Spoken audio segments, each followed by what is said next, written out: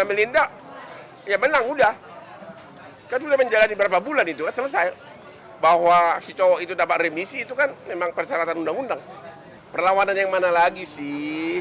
Ya, perlawanan yang mana lagi? Ada yang mengatakan akan membuat laporan polisi karena itu bukan KDRT berat, tapi KDRT yang agak ringan, ya kan? Kan yang menerapkan pasal itu kan polisi di awal. Rakyat Vena mengadu, oke? Saya diginiin, polisi menerapkan pasal yang diterapkan itu pasal 44 ayat 1 ayat 4 yaitu KDRT berat sama ringan, ya. Kemudian terbukti KDRT ringan, itu ya, itu kan proses hukum. Bukan Vena yang menentukan pasalnya. Iya, dia curhat sama saya, ditanyakan, kok udah bebas? Ya memang itu ketentuan perundang-undangan. Ya, semua orang menikmatinya remisi, kalau remisi. Terus mengenai kamu udah menang, saya bilang, udah selesai.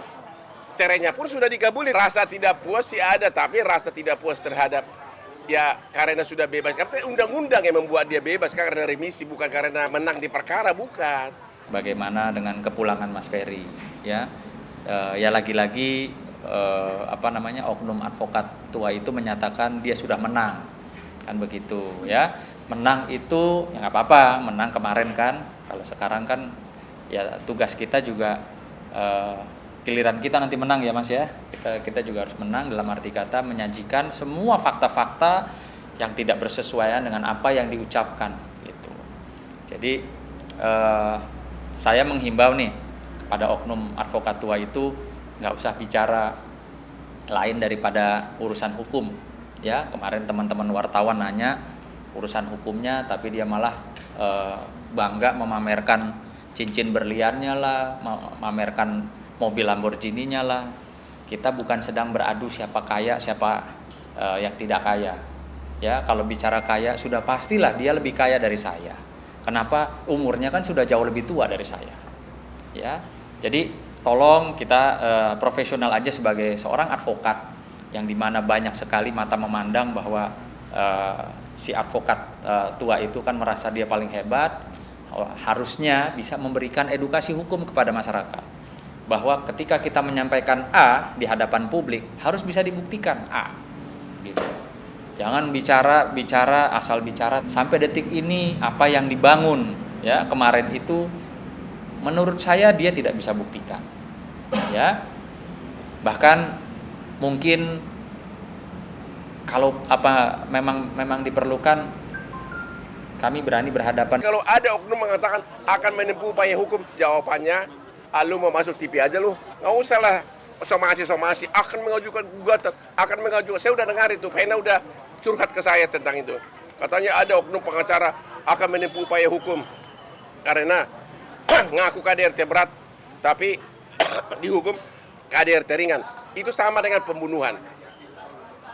Kalau seseorang membunuh, dituduh pembunuhan berencana, tapi terbukti pembunuhan biasa, siapa yang masuk? Apakah keluarga korban bisa dipidana? Itu kan aparat yang menentukan. Sama dengan contoh kasus Sambo aja, ya, hukuman mati tapi hukuman seumur hidup. Apakah keluarga si terdakwa harus dihukum atau si korban? Enggak dong. Itu kan urusan penegakan hukum, itu hak daripada aparat menentukan pasal. Jadi orang yang mengatakan akan mensomasi Vena gara-gara diponisnya adalah hukuman ringan. Lu pandang berlian gue deh, biar lu kaya kayak gue, ya. Saya udah bilang sama Vena, cuekin aja. Saya bilang sama Vena kalau ada ancaman seperti itu, bilangin Hopman bilang gini, nih, gitu kan, nih. Dah, jadi bagi orang yang ngancam-ngancam, nih, Vena sudah menang perdata, menang pidana. Kalau ada orang tidak puas, ya pengen masuk TV kali, ya. Sudah menang lah, kan sudah dihukum berapa bulan, ya udah menang mutlak. Vena menang mutlak, oke? Udah. Sekali lagi Vena menang mutlak. Makanya orang mulai akan gugat. Nih, gua kasih pisang goreng loh. Nih, ya. Nggak ada. Jadi gini, perlu diluruskan ya, bahwa Mas Ferry ini sudah tidak ada dendam. Ya, 7 bulan Mas Ferry ini ya taat dalam memperbaiki diri ya, beribadah, menjalankan sunnah-sunnahnya, mengintrospeksi diri. Artinya Mas Ferry pulang ini bukan mengajak sesuatu kayak seperti orang mau balas dendam gitu, tidak.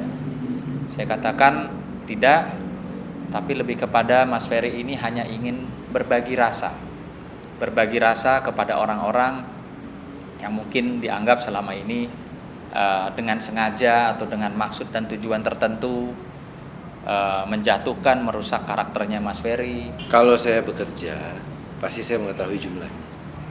Awal kenapa saya mau menangani Mas Ferry tentunya didukung dengan alat bukti. Ya, nomor satu, walaupun dia kawan saya tanya, Bro Ferry, bener nggak apa yang disampaikan oleh pihak sana bahwa Bro Ferry itu tidak pernah memberikan nafkah atau dibilang sama pengacaranya itu mau kondo? Enggak, itu nggak bener bro. Gitu. Nah, ketika dia bilang nggak bener, saya juga nggak langsung percaya. Sebagai pengacara profesional saya harus bertanya.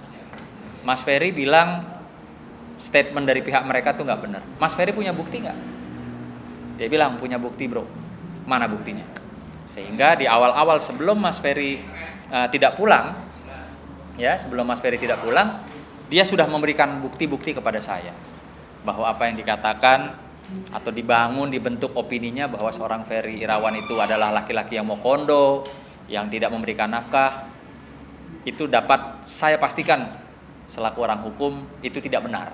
Mungkin dalam waktu dekat tentunya kami mempunyai hak, ya Mas Ferry terutama mempunyai hak sebagai warga negara Republik Indonesia untuk memulihkan nama baiknya dengan mengajukan atau memperlihatkan kepada publik bukti-bukti yang tidak sesuai dengan apa yang dituduhkan. Sementara ini yang saya pegang ya, ada bukti kontrak Mas Ferry bekerja, hasil daripada jerih payah Mas Ferry bekerja itu masuk ke rekening Mbak Vena. Ya, jumlahnya juga bermacam-macam, bervariasi jumlahnya. Dari yang puluhan juta, ada yang jutaan, sehingga kalau diakumulasi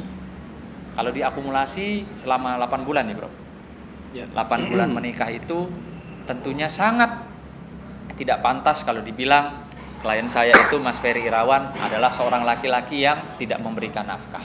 Saya katakan dengan tegas, dengan alat bukti yang sedikit saja saya baru pegang, saya nyatakan itu tidak benar atau cenderung bertendensi fitnah. Saya udah bilang sama Vena, kamu sudah menang, sudah. Nggak usah khawatir apapun, ya. Kalau ada oknum ribu-ribu di sana mau somasi, nih aku hadapin, ya. Kecil. Kalau cemburu, Apa? Kalau apa? kalau marah karena cemburu. Cemburu bukan sama saya kan? Oke, terus? Kalau permintaannya nggak dituruti, ya Itu lebih menarik karena kalau permintaannya tidak dituruti, ya permintaan apa itu? Spesifik permintaan apa? macam-macam. Dan selama 5 bulan terakhir tidak pernah ngasih nafkah ya? 3 bulan 3 bulan tidak pernah ngasih nafkah. Jadi kamu yang ngasih duit sama dia atau gimana? bisa mencukupkan kehidupan. Jadi kamu yang membiayai keluarga. Hari ini agendanya adalah pengembalian barang milik Pak Ferry yang ada di rumah Bu Vena ke adiknya Pak Ari namanya.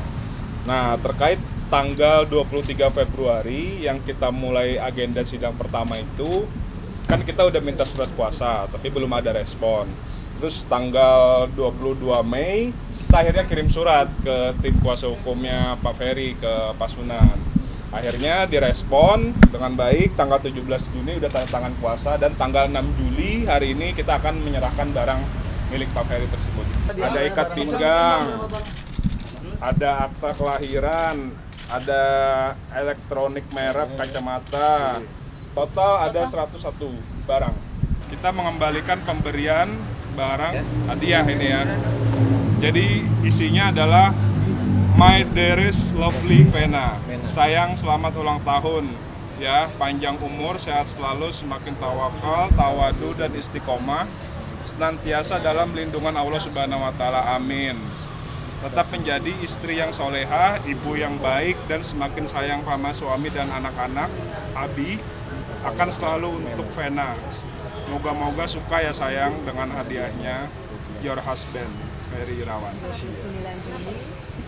Tanggal 29 Juli 2022. Emang wajib dikembalikan kan? Karena kalau misalkan nggak dikembalikan pun pasti nanti nggak akan dipakai. Daripada di rumah nanti disimpan jamuran, ya mending dikembalikan. Gitu. Sama kayak parfum nih, begitu Hadiah pemberian. semua. Ini parfum sini bang ya? Sedih nggak sih Bang Hotman? Saya pengen kembaliin. Meskipun Bang Hotman bilang nggak usah, Iya. karena ini ada orang tuanya. Saya tidak ingin mengkeep cincin ini. Ini cincin hadiah dari Ferry Irawan, hadiah ulang tahun saya yang saya bilang memang belum dilunasi. Jadi saya mau mengembalikan saja. Mungkin dicatat Mas Oh, gitu. cincinnya. Ya, Mau saya mau dikembalikan, Bu? kembalikan. Di depan teman-teman wartawan saya kembalikan semua yang pernah diberikan Ferry kepada saya. Jadi tidak ada lagi hal-hal yang bisa sekiranya ke depannya akan menjadi masalah, karena saya tidak mau lagi ada masalah. Kenapa harus dikembalikan? Kan itu udah hak miliknya dia. Sebenarnya nggak harus dikembalikan. Mungkin belum puas juga kali nyakitin Ferry. Tapi secara umum kalau barang orang tidak kita kembalikan itu bisa kena penggelapan pasal 372 KUH pidana. Masyarakat tidak tahu kenapa Vena itu mengembalikan secara terbuka depan umum karena pihak sana yang duluan meminta barang itu secara terbuka. Karena dulu secara terbuka udah masuk media malah. Jadi karena dia diminta secara terbuka melalui media, ya dia jawab secara media. Impas dong. Ya nggak pas dong, kan mereka yang minta. Ingat nggak dulu sampai kita minta surat kuasa? Ingat nggak dulu di depan pengadilan? Mereka minta, mana surat kuasanya? Ingat nggak dulu ada kan? Jadi mereka yang minta. Lagian juga barang apa sih? Selama 7 bulan ini banyak sekali yang saya pelajari. Banyak sekali, saya hanya mengambil hikmahnya aja. Karena kan saya itu di dalam banyak belajar lah. Saya nggak mau pelajaran saya di dalam itu sia-sia. Makanya saya tadi bilang, kalau saya bicara, insya Allah bicara saya sekarang jadi manfaat. Kalau pun saya diam saya menjadi pahala. Saya lebih banyak istighfar, meminta ampun, introspeksi apa yang sudah saya kerjakan selama ini. Dan pada saat saya menemukan hal itu, kita hidup kan mencari ridhonya Allah. Sementara Allah itu ridho, kita ada di pesantren itu. Kenapa saya harus seperti orang yang menolak ketentuan dan ketetapan Allah? Jadi saya jalani ketika saya menerima semua. Memang tidak mudah, menuju keikhlasan itu tidak mudah. Pengorbanan yang luar biasa, lahir batin. Tapi ketika saya menerima semua dengan ikhlas, bukan di mulut ya, di hati. Dan saya sudah memaafkan semua yang menzalimi saya dan ibu saya dan keluarga saya. Persiapannya apa ya? Nggak ada sih. Emang udah biasa aja. Dulu kan sering touring. Ya udah sekarang balik lagi ke hobiku lah gitu. Ya alhamdulillah senang. Udah lumayan kan? Lumayan lama. Jadi sekarang udah mulai aktif lagi lah gitu. Udah lama kan ini, terus minggu pertama sejak dari pesantren, nah ini baru.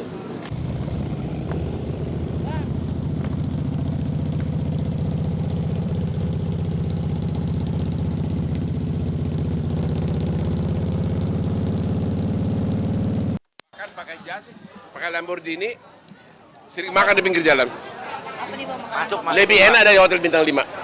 Masuk. Biasanya favoritnya apa nih Bang? Hah? Favoritnya apa makanan? Favorit saya pecel lele, sering banget. Setiap Sabtu Minggu. Bahkan mobil mewah saya itu nggak pernah dipakai kemanapun selain makan di kaki 5.